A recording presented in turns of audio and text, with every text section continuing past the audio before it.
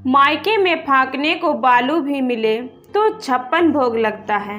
नियति अपनी माँ का ममता भरा आंचल बचपन की सहेलियों के साथ मायके की दहलीज पार ही छोड़ अनुराग की दुल्हन बन अपने ससुराल चली गई।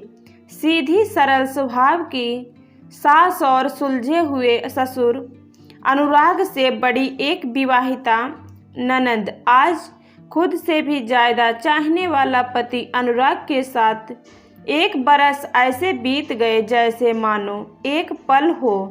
साल भर बाद नियति के दरवाजे पर उस खुशी ने भी दस्तक दे दी जिसका इंतजार शादी के बाद दोनों ही परिवारों को होता है, खासकर जो एक स्त्री को परिपूर्ण बनाता है, अर्थात माँ बनने का सुख। नियति की प्रेगनेंसी की खबर सुन नियति के साथ साथ उसके सास ससुर के भी कदम जमीन पर नहीं पड़ रहे थे।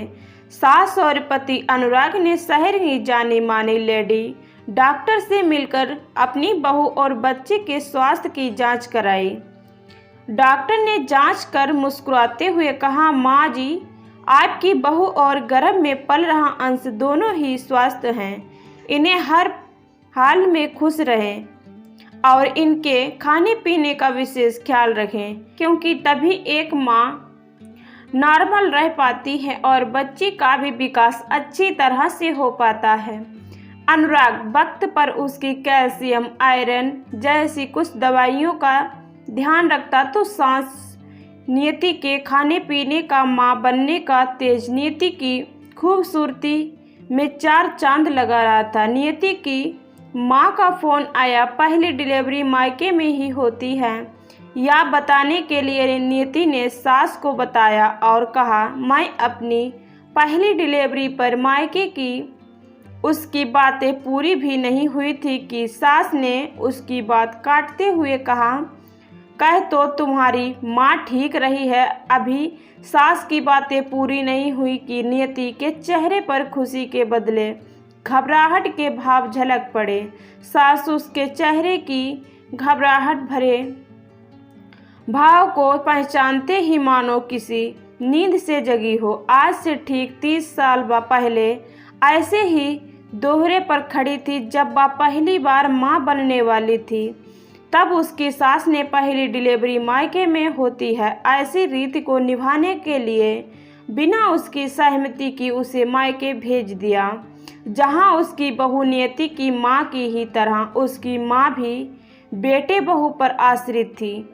बच्चे के जन्म के 12 दिन तक हुआ वह अपने मायके में बड़ी मुश्किल से रह पाई।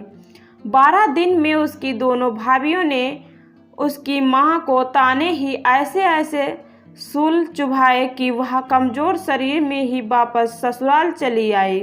पर माँ तो माँ होती है, उसके लिए कुमारी हो या विवाहिता का बेटी में कहाँ फ़र्क होता है। अपने बच्चों के स्वास्थ्य के आगे वह किसी के भी तानों की कहाँ परवाह करती ही क्या।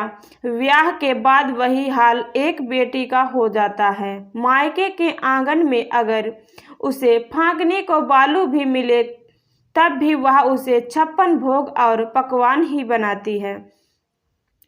आज उसकी बहू कहीं इसी कस में तो नहीं है जहां वह रीति के नाम पर ससुराल और मायके के मान की उधेड़ बुन में घबराहट की स्थिति में पहुंच चुकी है। सास उसकी मन की स्थिति को भली भांति समझ चुकी थी। उसके नियति के सिर पर हाथ रखकर कहा, बहू मैं आज के मॉडर्न ज़माने की सास हूँ। मेरी बहू किसी भी ऐसी रीति को मनाने के लिए बाध्य नहीं है जो उससे उसकी खुशियाँ छीन ले। माँ तो माँ होती है ना बहू, तू चिंता मत कर, तेरी सास तेरी माँ को सब समझा देगी और अगर तू चाहे तो उन्हें यहीं बुला दूंगी। ऐसे घबराएगी और दुखी रहेगी तो दुख भी बीमार हो जाएगी तो स्वास्थ्य बच्चे को जन्म कैसे देगी। नियति की सास ने हर बातों को अच्छे से संभाल लिया और गर्भावस्था के 9 महीने भी हंसी खुशी से बीत गया।